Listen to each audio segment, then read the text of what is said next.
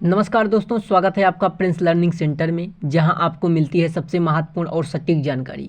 अगर आप बिहार बोर्ड कक्षा 10वीं के छात्र हैं और मैथ की सेकंड शिफ्ट की परीक्षा देने वाले हैं तो यह वीडियो आपके लिए बहुत खास होने वाला है। आज हम आपके लिए लेकर आए हैं सबसे महत्वपूर्ण वायरल पेपर MCQ, आपके पेपर में पूछे जाने वाले सबसे ज़्यादा इम्पॉर्टेंट क्वेश्चन।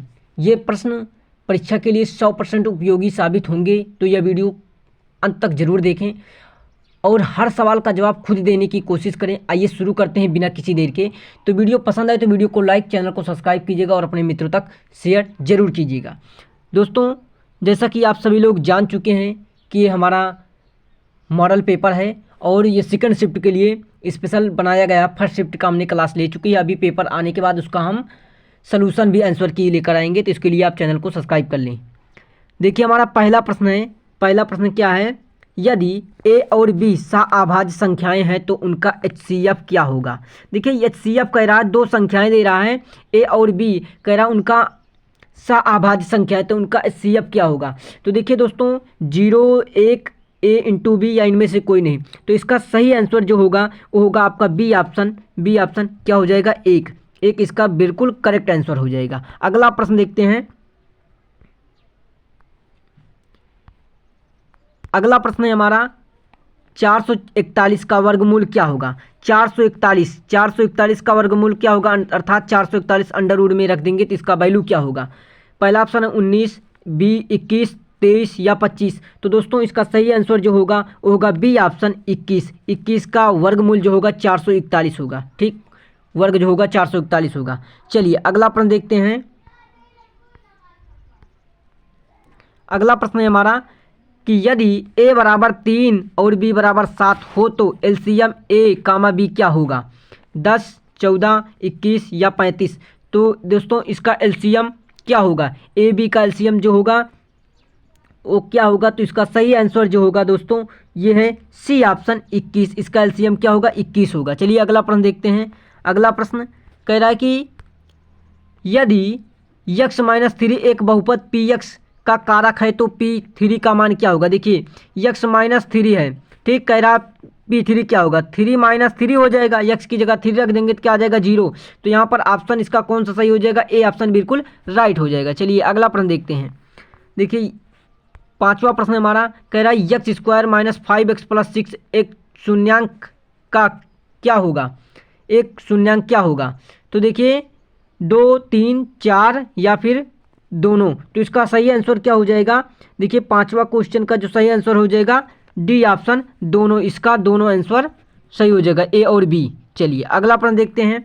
अगला प्रश्न, छठा प्रश्न हमारा कह रहा है कि यदि x³ + 6² + 11x + k का एक शून्यांक -1 है तो k का मान ज्ञात कीजिए। दोस्तों, क्या करेंगे इसमें, जो हमारा ये समीकरण दिया है x³ + 6x² + 11x + k, तो यहाँ पर क्या कर देंगे हम, x बराबर क्या रख देंगे, x बराबर -1 रख देंगे। तो हमारा मान जो निकल के आएगा, ये मान निकल के आएगा 5 निकल के आएगा, तो इसलिए इसका आंसर जो हो जाएगा वो 5 हो जाएगा। चलिए अगला प्रश्न देखते हैं। सातवां प्रश्न हमारा क्या कह रहा है, 3x + 2y = 5 और 6x + 4y = 10 को हल क्या होगा। तो दोस्तों, ये दो हमारा रैखिक समीकरण दिया गया है, ये दोनों रैखिक समीकरण, इन दोनों को हल करेंगे तो हमारा रैखिक समीकरण जो आएगा वो आएगा अनंत हल। इसके क्या होंगे, अनेक हल निकलेंगे। ठीक, तो इसलिए इसका ए ऑप्शन बिल्कुल करेक्ट होगा। चलिए अगला प्रश्न है आठवां प्रश्न हमारा है कि समीकरण x + y = 5 और x - y = 1 को हल करने पर x और y के मान क्या होंगे। ए बराबर दिया है x बराबर 3, y बराबर 2, बी x बराबर 2, y बराबर 3, सी है x बराबर 1, y बराबर 4, डी है x बराबर 4, y बराबर 1। दोस्तों, जो हमारा समीकरण है x + y = 5 और एक दूसरा समीकरण है कि x - y = 1, इसको हम हल करेंगे तो हमारा आंसर जो आएगा वो आंसर आएगा ए ऑप्शन। मतलब x बराबर जो आएगा, x बराबर क्या आ जाएगा, x बराबर आएगा 3 और y बराबर आएगा 2। ठीक, तो इसलिए इसका ए ऑप्शन बिल्कुल करेक्ट हो जाएगा। चलिए अगला प्रश्न देखते हैं। तो नौवां प्रश्न हमारा नौवां प्रश्न क्या कह रहा है, यदि दो समीकरणों को हल नहीं होता तो वे ऐसी रेखाएं दर्शाते हैं, समांतर, प्रतिच्छेद रेखाएं, एक ही रेखा या इनमें से कोई नहीं। देखिए जब दो समीकरणों का कोई हल नहीं होता, का हल ही नहीं होता, तो वो रेखाएं कैसी दर्शाते हैं, वे रेखाएं दर्शाते हैं समांतर रेखाएं। वे कौन सी रेखाएं होती हैं, वे समांतर रेखाएं होती हैं। तो इसका ए ऑप्शन बिल्कुल करेक्ट हो जाएगा। चलिए अगला प्रश्न देखते हैं। अगला प्रश्न हमारा है कि समीकरण 2x² - 5x + 3 = 0 के मूल क्या होंगे। ये हमारा समीकरण दिया गया 2x² - 5x + 3 = 0 के मूल क्या होंगे। जब दोस्तों इसको हम सॉल्व करेंगे तो इसका मूल जो निकल के आएगा वो निकल के आएगा 3/2।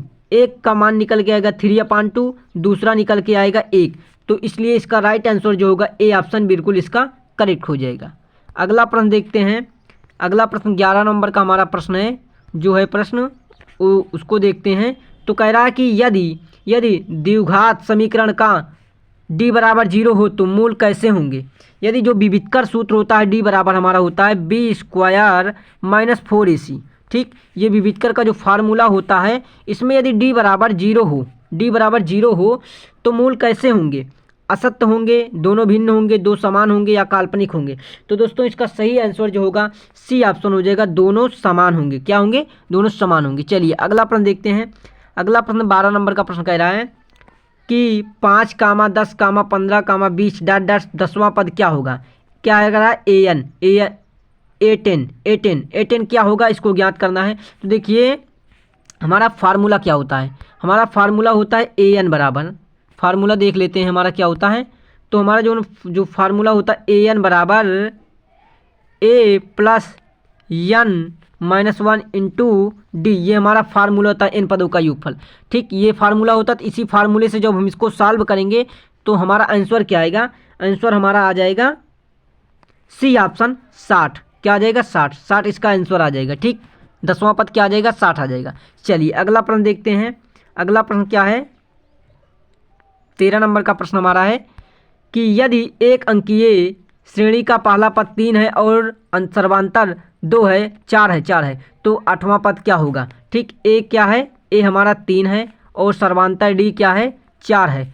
तो क्या हो जाएगा 8वां पद, मतलब A8 क्या होगा, ज्ञात करना है। दोस्तों जब हम इस फार्मूले पर A8 बराबर रखेंगे, AN का फार्मूला जो होता है AN बराबर होता है A + N - 1 × D। इस फार्मूले पर जब हम इसको रखेंगे तो हमारा आंसर क्या निकल के आएगा, जो आंसर निकल के आएगा वो आएगा 13 आएगा। तो इसलिए इसका राइट आंसर बी ऑप्शन हो जाएगा, बी ऑप्शन इसका करेक्ट हो जाएगा। अगला प्रश्न है कि यदि साइन थीटा बराबर 1/2 तो थीटा का मान क्या होगा। क्या है, देखिए साइन थीटा बराबर 1/2। तो देखिए साइन थीटा तो 1/2 साइन के किस मान होता है, साइन का कौन सा मान होता है, तो साइन 30 अंश होता है। तो क्या लिख देंगे यहाँ से, साइन 30 अंश। देखिए साइन कैंसिल हो जाएगा, तो थीटा बराबर क्या आ जाएगा, 30 अंश हो जाएगा। तो इसलिए इसका पहला ऑप्शन जो होगा बिल्कुल करेक्ट हो जाएगा, पहला ऑप्शन बिल्कुल करेक्ट हो जाएगा। अब हमारा है 15वां क्वेश्चन है कि साइन स्क्वायर ए, क्या है, साइन स्क्वायर ए + कॉस स्क्वायर ए का मान क्या होगा। दोस्तों हम जानते हैं पाइथागोरस प्रमेय है। क्या है, प्रमेय है साइन स्क्वायर ए + कॉस स्क्वायर ए जो होता है बराबर क्या होता है, 1 के। किसके बराबर होता है, 1 के बराबर होता है। तो इसका मान क्या हो जाएगा, इसका मान 1 हो जाएगा। इसलिए इसका बी ऑप्शन बिल्कुल करेक्ट हो जाएगा। चलिए अगला प्रश्न देखते हैं। तो हमारा अगला प्रश्न क्या है, 16 नंबर का प्रश्न जो है वो कह रहा है कि यदि tan A बराबर 3/4 तो sin A का मान क्या होगा। क्या है, tan A बराबर है 3/4 है, तो sin A का मान क्या होगा। ठीक, हम पाइथागोरस प्रमेय निकाल कर अगली भुजा ज्ञात कर लेंगे। जो हमारी अगली भुजा आएगी 5 आएगी। तो sin थीटा बराबर क्या होता है, ये होता है लंब बटे कण होता है। जबकि tan थीटा बराबर लंब बटे आधार होता है। तो कण हमारा क्या है, 5 आया, लंब बटे कण। तो देखिए 3 है, 3/5 आ जाएगा। क्या आ जाएगा, 3/5।